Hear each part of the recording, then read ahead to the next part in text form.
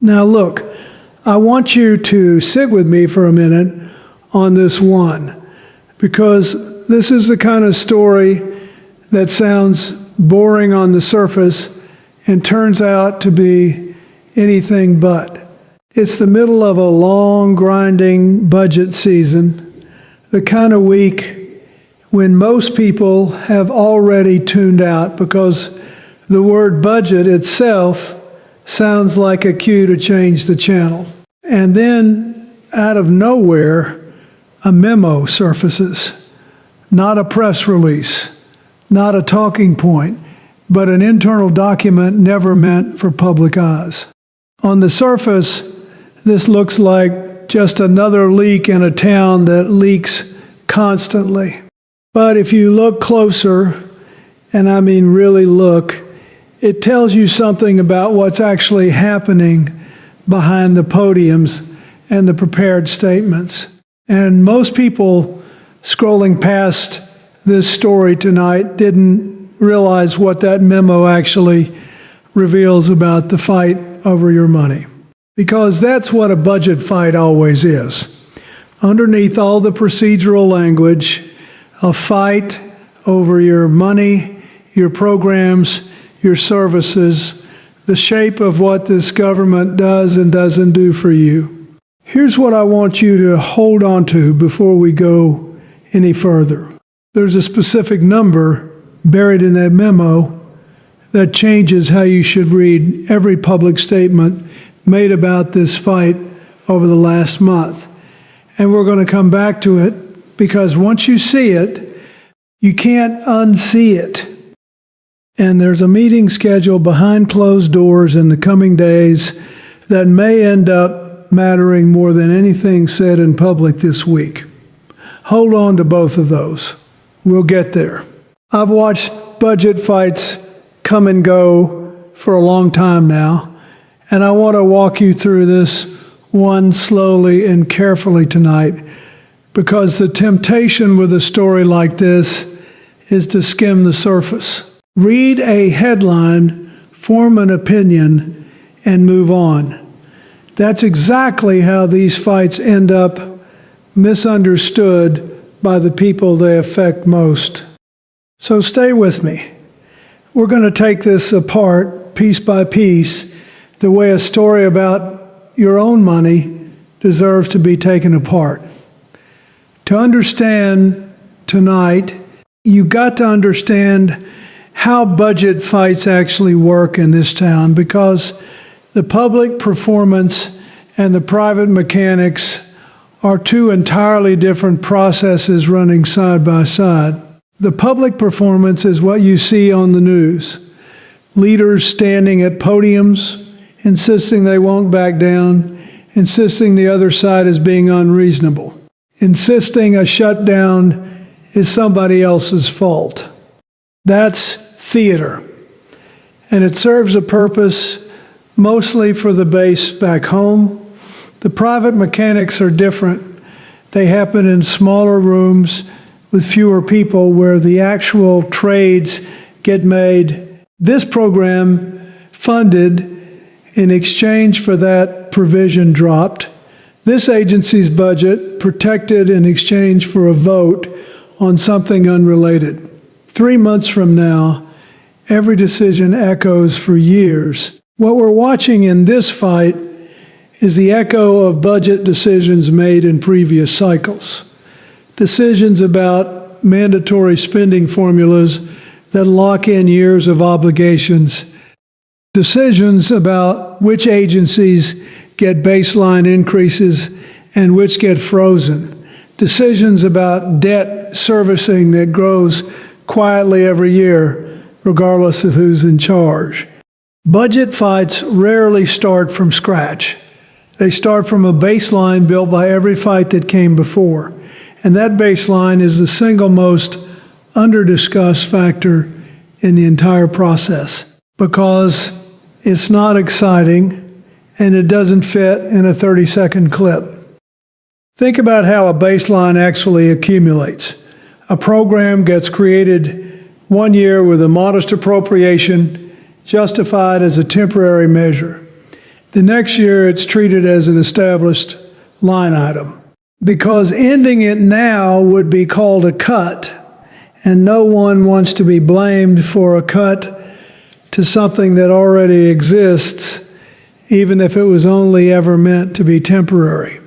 A decade later, that temporary program is a permanent fixture of the budget, defended by an entire constituency built around its continuation, and unwinding it would require a political fight far larger than creating it ever did.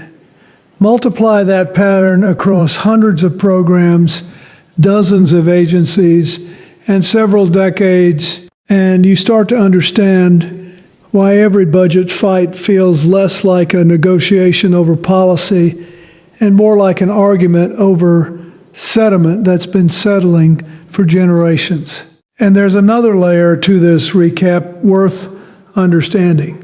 The difference between discretionary spending, which gets fought over every single year in exactly these kinds of dramatic showdowns, and mandatory spending, which runs on autopilot according to formulas set years or decades ago and rarely gets touched in these fights at all.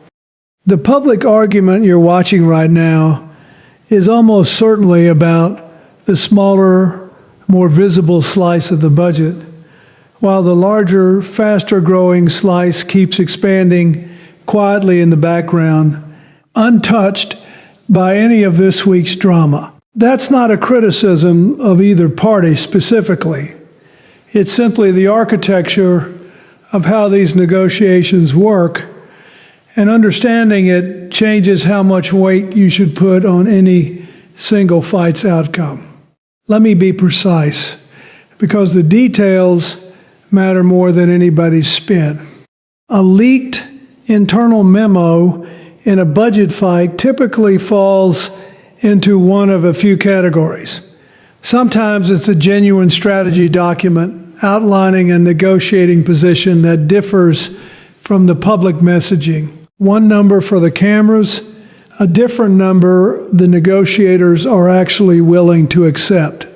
Sometimes it's a warning memo drafted by career staff, flagging risks that political leadership doesn't want publicized, the real cost estimates behind a program, the operational consequences of a proposed cut, the agencies that would actually be affected if a shutdown drags past a certain number of days. And sometimes, less often but more consequentially, it's a memo revealing internal disagreement, a faction within one side's own coalition pushing back against leadership's public position, which is often the most damaging kind of leak because it shows the cracks in a united front that leadership has spent weeks pretending doesn't exist. Watch for the specific language used inside a document like this. Internal memos are written for an audience that already understands the stakes, so they tend to skip the persuasive framing you'd see in a press release and get straight to the numbers. Projected shortfalls, agency by agency breakdowns, contingency plans for a lapse in funding. When you see specific dollar figures, specific program names, specific timelines for when funding actually runs dry, that's usually a sign the document is genuine internal work product, not a polished leak designed to shape the narrative. The presence of caveats and hedging language, assuming current projections hold pending further analysis, is another tell. Genuine internal staff work is full of hedges. Polished political messaging almost never is. Let me be even more precise about the mechanics, because this is where the homework really matters.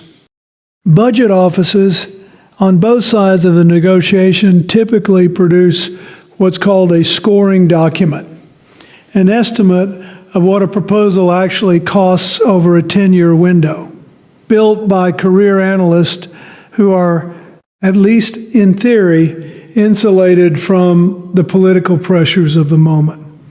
When a leaked memo includes or references one of these scoring documents, pay close attention to the assumptions baked into the model, because small changes in assumed growth rates or participation levels can shift a 10-year cost estimate by staggering amounts without anyone technically lying about the numbers. This is one of the oldest tricks in budget politics, not fabricating a number, but choosing which honest assumption to build the estimate around. Also, watch for references to reconciliation, a specific legislative procedure that allows certain budget-related bills to pass with a simple majority instead of the higher threshold normally required. If a leaked memo discusses using reconciliation, that tells you something important about strategy. It means one side is looking for a path around the need for broad bipartisan buy-in, which usually signals they don't believe a genuinely negotiated compromise is achievable on this particular provision, and they're preparing a fallback plan instead. Now let me put my analyst hat on for a minute, because the strategy here is worth examining honestly. A leaked memo in the middle of a budget fight almost always benefits